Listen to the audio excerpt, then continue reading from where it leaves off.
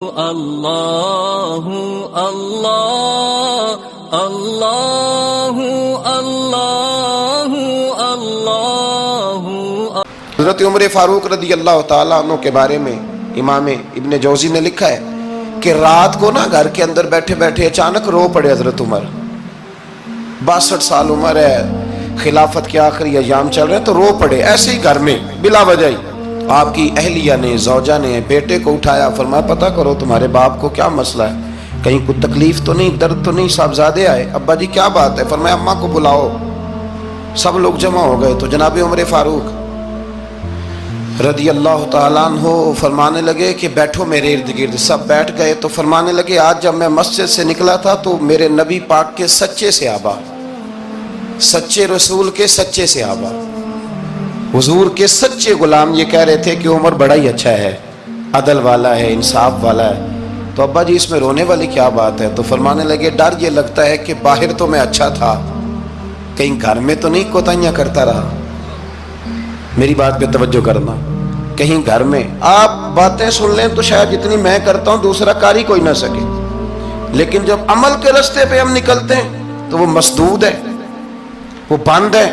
عمل کس نے کرنا ہے؟ آپ کوئی آیت پڑھیں تو یہاں غلطی نکالنے والے 20 لوگ مل جائیں گے، 20 لوگ، لیکن اس آیت پہ عمل کرنے والے کتنے ملیں گے؟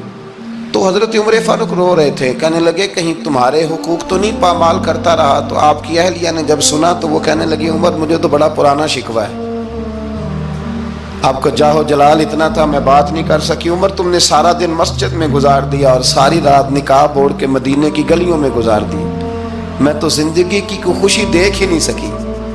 چاہ تو میرے اندر بھی تھے نا کہ میرا شوہر کچھ گھڑیاں بیٹھتا، کہیں مجھے لے کے جاتا، تو میں تو کچھ نہیں دیکھا، مجھے بڑا شکوہ ہے۔ تو حضرت عمر کہنے لگے چل اللہ کی رضا کے لیے معاف کر دے۔ بھئی معافی بیوی سے نہیں مانگی جا رہی، معافی اپنی غلطی کی مانگی جا رہی، یہ سمجھ لیں۔ بیوی کے لیے تو خامد کا بہت بڑا مقام ہے نا، لیکن یہاں غلطی کس بات کی ہے؟ اپنی کمزوری پر غلطی کا اعتراف کر کے معذرت کا سوال کیا جا رہا ہے۔ تو حضرت عمر کہنے لگے معاف کر دے، تو اہلیہ کہنے لگی میں نہیں معاف کرتی، میری شرط پوری کریں۔ فرمایا وہ کیا؟ فرمانے لگی قیامت میں جب اللہ آپ کے لیے جنت کا حکم دے گا تو آپ میری سفارش کریں گے اللہ کی بارگاہ میں؟ سفارش کریں گے کہ یا اللہ مجھے کپڑے دھو کے دیتی تھی، میری عزت کی حفاظت کرتی تھی، میرے بستر کو پاک رکھتی تھی، کہیں گے؟ تو حضرت عمر فرمانے لگے تیرے ساتھ وعدہ رہا، رب نے اگر عمر کو اپنے فضل، اپنے کرم اور اپنے محبوب کے صدقے جنت دی تو عمر تیرے بغیر جنت میں نہیں جائے گا۔ عمل کا رستہ، عمل کا رستہ دیکھیں نا،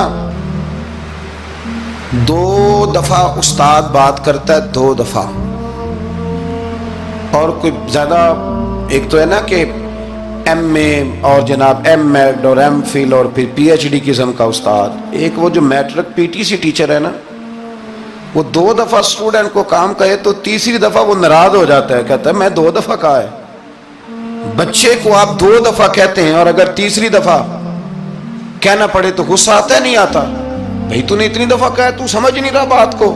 اور اگر اللہ کریم قرآن مجید میں سینکڑوں دفعہ کہے نماز پڑھو، سینکڑوں دفعہ، اور یہ بہانے کر رہا ہے، یہ بھی پروگرام بنا رہا ہے، پھر کہتا ہے میں بے چین رہتا ہوں، میں بے قرار رہتا ہوں۔ عمل کا رستہ اس کو اختیار کریں، آپ سکون میں رہیں گے۔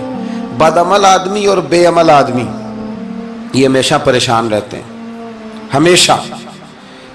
عمل کریں، توبہ کریں تو پھر بدل جائیں، پھر تبدیلی آئے، اور یہ کوئی مشکل کام نہیں، جو بدلنے والے تھے وہ بدل گئے، بڑا کچھ کرتے تھے پر پھر وہ لوگ بدل گئے۔ حضرت فضالہ رضی اللہ تعالیٰ عنہ کہتے ہیں کہ میں بڑا دلدادہ تھا عورتوں کا،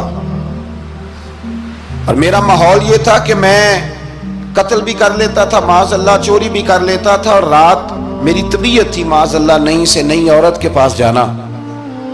کہتے ہیں ابو جہل نے اعلان کیا کہ جو نبی پاک علیہ السلام کا سر اقدس معاذ اللہ کاٹ کے لائے گا، نقل کفر کفر نہ باشد، 100 سرخ اونٹ انعام ملے گا۔ تو میں نے ارادہ کر لیا کہ میں بہت سارا انعام حاصل کروں گا۔ قرآن مجید میں نا اللہ فرماتا ہے کہ بہت سارے لوگ ایسے ہیں جنہیں اگر میں رزق میں کشادگی دے دوں، زیادہ پیسے دے دوں، فرمایا باغی ہو جائیں، وہ سرکش ہو جائیں۔ یہ بہت سارے لوگوں کو جو اللہ تبارک و تعالیٰ اعتدال میں رکھتا ہے تو یہ ان کے لیے بہتر ہے. ہر بندہ دولت کے ہوتے ہوئے نیک ہو سکتا، تو یہ اللہ اگر رکھتا ہے نا اعتدال میں تو شکر کرے اللہ کا، ورنہ تو لوگ عیاشیاں کریں، پتہ نہیں کیا کچھ کر گزرے. تو حضرت فضالہ کہتے ہیں کہ میں نے خنجر تیار کیا اور میں نے بغل میں اس کو چھپایا، اوپر میں نے چادر اوڑھ لی. اب مجھے پتا تھا ظہر کی نماز کے بعد نبی پاک صلی اللہ علیہ وسلم طواف کعبہ کے لیے، بیت اللہ شریف کے طواف کے لیے جاتے ہیں. کہتے ہیں میں بھی اس طرف بڑھا. رستے میں نا وہ خاتون جس کے گھر میں نے رات آنا تھا، میں نے دروازے پہ دستک دی. میں نے کہا کہ تیار رہنا، تیار رہنا، آج میں بڑے پیسے لے کے آؤں گا.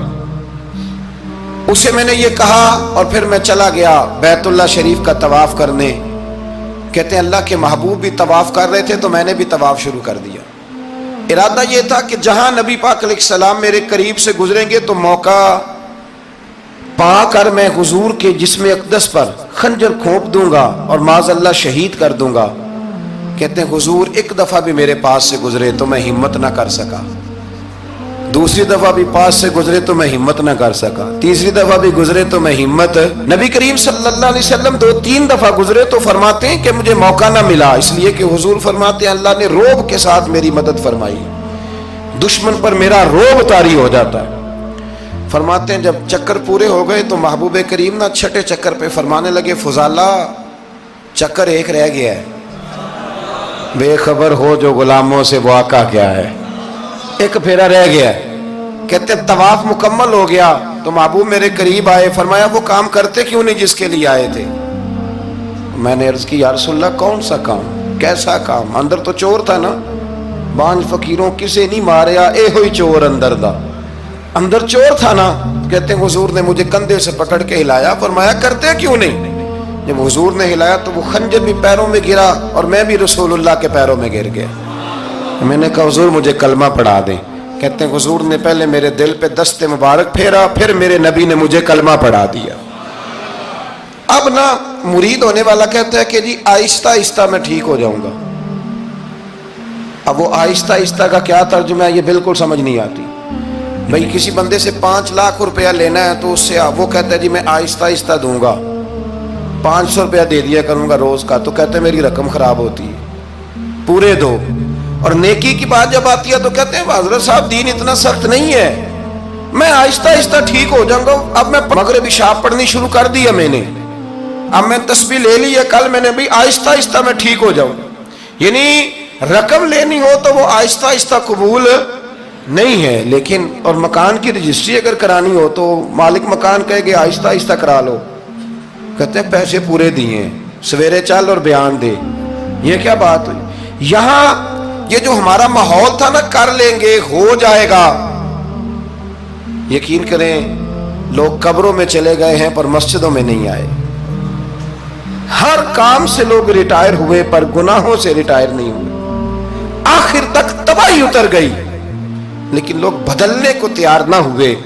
حضرت فضالہ کہتے ہیں ابھی میں نے کلمہ پڑھا، ابھی میں واپس آیا، رستے میں وہ بی بی کھڑی تھی. کہتے ہیں میں وہ شخص تھا کہ عورتیں مرتی تھی میرے اوپر اور کسی کی جرت تھی کہ وہ آئیں بائیں شائیں کرے، لیکن فرماتے ہیں میں بی بی کے پاس سے گزر گیا. پہلے تو اس کا خیال تھا رکے گا، لیکن جب میں رکا نہ تو دروازے پہ آئی، اور جب میں گزر گیا تو اس نے آواز دی، لیکن میں نے سنی انسنی کر دی. جب آگے بڑھا تو میرے پیچھے دوڑی. فرماتے مجھے پکڑ کے کہنے لگی فضالہ تجھے کیا ہوا، تو وہی نہیں جو یہاں سے گیا تھا؟ آپ فرماتے میں کبھی نہیں رویا تھا، میں کبھی نہیں رویا تھا. اور جب کہا نا تو وہی نہیں، کہتے میں نے سر اٹھایا تو میری آنکھوں میں آنسو تھے. میں نے کہا میں جو گیا تھا وہ نہیں ہوں، اب تو میں محمد عربی کا غلام بن گیا، اب میں وہ نہیں ہوں. اب نہیں ہو سکتا کہ کوئی میری نظر میلی ہو جائے، یہ کیسے ممکن ہے؟